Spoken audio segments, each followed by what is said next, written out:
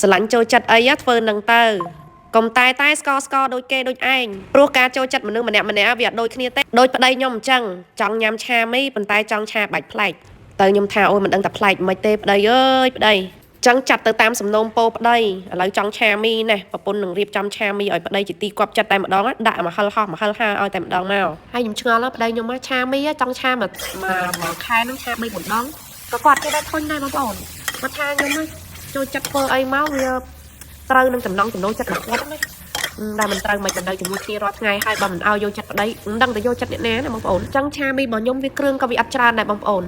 យើងចំណាយលុយតិចប៉ុន្តែយើងបានម្ហូបឆ្ងាញ់អញ្ចឹងណាចាបន្តមកទៀតខ្ញុំមកត្រៀមគ្រឿងស្ងោរឲ្យកូនកន្លោះចាកូនកន្លោះខ្ញុំទាំង3ដោយសារមានកូនកំមុំទេរាល់ថ្ងៃមានតែកូនកន្លោះទាំង3ហ្នឹងរាល់ថ្ងៃថែកូនដូចមាសដូចពេជ្រចឹងតែមិនមែនថាថ្នមកូនរហូតមិនឲ្យកូនធ្វើអីទេគឺខ្ញុំបង្រៀនពួកគាត់ដែលថាក្មេងត្រូវចេះអីគាត់ត្រូវថាចេះនឹងដូចគ្នាជាពិសេសវ័យអ្វីមួយដែលគាត់ត្រូវយល់ដឹងពីត្រង់ណាគឺខ្ញុំត្រូវតែបង្រៀនគាត់ដោយកូនបងខ្ញុំអាយុ16ឆ្នាំហើយអញ្ចឹងអ្វីដែលគាត់ត្រូវដឹងគឺគាត់ត្រូវដឹងសង្គមខាងក្រៅហើយមួយទៀតគាត់ត្រូវចេះជួយការងា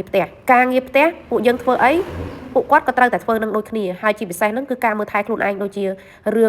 ងចាខោអាវរឿងការរៀបចំខ្លួនគឺត្រូវតែដឹងខ្លួនឯងត្រូវតែចេះរៀបចំទាំងអស់បើសម្រាប់កូនខ្ញុំកដាវិញគឺខ្ញុំបរៀនឲ្យគាត់យល់ដឹងបរៀនអត្តន័យឲ្យយល់ពីអត្តន័យខ្លះក៏អត់ទាន់យល់ន័យចានេះបែបមិនទេអង្គុយបញ្យល់ហើយបើចំពោះកូនប្អូនវិញអូនចេះស្ដាប់វិញគឺបរៀនឲ្យគាត់ចាស្គាល់ហើយនឹងយល់ដូចគ្នាអញ្ចឹងរាល់ថ្ងៃដាក់គាត់ទៅសាលារៀនដូចគ្នាហើយគាត់ដាក់សាលារៀននោះបានជា5 6 ខែហើយបងប្អូនអានេះគឺជារឿងសារមកហូបស្ងោចាជាមួយនឹងប្រហិតត្រីបងប្អូនចាចឹងមកហូបខ្ញុំគឺអត់មានអីច្រើនទេមានតែប៉ុណ្្នឹងឯងទេបងប្អូនអើយចាងាយសប្បាយណាយើងប្រញាប់តបភេកតបអីដែរអញ្ចឹងសម្រាប់វិធីធ្វើបងប្អូនដែលខ្ញុំនិយាយចឹងដល់ពេលដែលយើងត្រៀមគ្រឿងឲ្យអស់វាលឿនខ្លាំងមែនតើចាមុនដំបូងគឺខ្ញុំគោះពងមក2គ្រាប់បងប្អូនទាំងអស់គ្នាគឺខ្ញុំចៀនពងហ្នឹងមុនគេតែម្ដង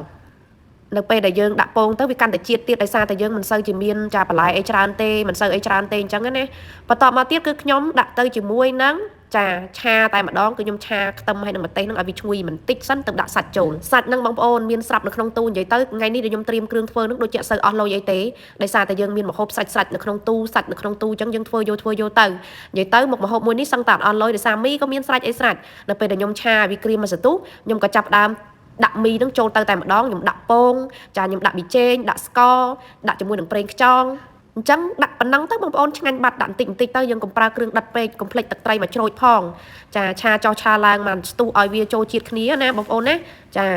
ាចឹងបងប្អូនគ្រាន់តែយើងធ្វើតែប៉ុណ្ណឹងគឺទំនងខ្លាំងតែម្ដងហើយនិយាយពីថាប្តីខ្ញុំអស់បាយ2 3ចានណាចាបាយក៏ញ៉ាំច្រើនមីនឹងក៏ញ៉ាំច្រើនក៏ពិតមីនឹងគឺយើងញ៉ាំលេងទេប៉ុន្តែដោយសារប្តីរីខមមិនអញ្ចឹងទៅក៏ធ្វើឲ្យគាត់ញ៉ាំទៅបងប្អូនបន្តមកទៀតគឺខ្ញុំចាក់ទឹកទៅមកជ្រោយអញ្ចឹងណាកុំឲ្យសើមកុំឲ្យវាស្ងួតពេកតែស្ងួតគ្រឿងក៏វាចាប់ជាតិអត់បានល្អដែរអញ្ចឹងនៅពេលដែលយើងដាក់ទឹកទៅបន្តិចទៅវាធ្វើឲ្យគ្រឿងហ្នឹងចាប់ចូលសាច់ចូលអីបានល្អហើយកុំភ្លេចដាក់នឹងជាមួយនឹងទឹកម្ទេសហ្នឹងបន្តិចទៅមកជ្រោយទៅឲ្យវាមានជាតិជូរតិចអញ្ចឹងណាព្រោះខ្ញុំអត់បានច្បាច់ក្រូចឆ្មាបន្ថែមទេបងប្អូនហើយនេះរីសាលចេញមកហើយជាមួយនឹងស្លឹកម្រះព្រៅដោយសារតែម្សិលមិញប្តីទិញម្រះព្រៅមកសល់ច្រើនអញ្ចឹងមុខម្នុយណាដែលតាក់ទងនឹងម្រះព្រៅខ្ញុំគួរតែធ្វើឲ្យអស់កុំឲ្យម្រះព្រៅហ្នឹងវាស្វិតវារលួយក្នុងទូអញ្ចឹងណាបងប្អូនព្រោះស្លឹកអស់ទាំងហ្នឹងវារលាយលឿនខ្លាំងណាបងប្អូនអើយហើយប្រញាប់ធ្វើហ្នឹងគឺខ្ញុំប្រញាប់ការងារថ្មីទៀតដែរបងប្អូនចាផេកហ្នឹងយើងត្រូវតែអង្គុយតបតែម្ដងអតិជនហ្នឹងគាត់យើងត្រូវការលឿនណាបងប្អូន take care អតិជនតិចនេះហើយបងប្អូនអើយពីកញ្ចប់បានមួយចានហ្នឹងចាឥឡូវមកវគ្គស្លតែម្ដងស្លគឺងាយគ្រាន់តែដាក់ដាំទឹកពុះហើយគឺយើងដាក់ជាមួយនឹងប្រហិតត្រីហ្នឹងយកគ្នាតែម្ដងចានេះប្រហិតត្រីបងប្អូនយើងលាយគ្រឿងលាយអីហើយអញ្ចឹងវាស្រួលមែនតើចាដាក់យកទៅចាប្រហិតត្រីឡើងស្រស់ហ្មងណាប្តីរបស់ខ្ញុំគឺទិញកន្លែងមួយគាត់ហ្នឹងតបទៀតខ្ញុំដាក់ការ៉ុតស្ងោរអីក៏ដោយអត់ដែរចោលទេការ៉ុតដាក់រ៉ូឌីទៅតាមកន្លះស្ព្រាចារ៉ូឌីហ្នឹងរសជាតិសាច់មាន់ណាបងប្អូនអ្នកដែលប្រើរសជាតិសាច់ជ្រូកទេព្រោះវាដិតពេកបន្ទាប់មកគឺខ្ញុំចាប់ដើមចាដាក់ទៅជាមួយនឹ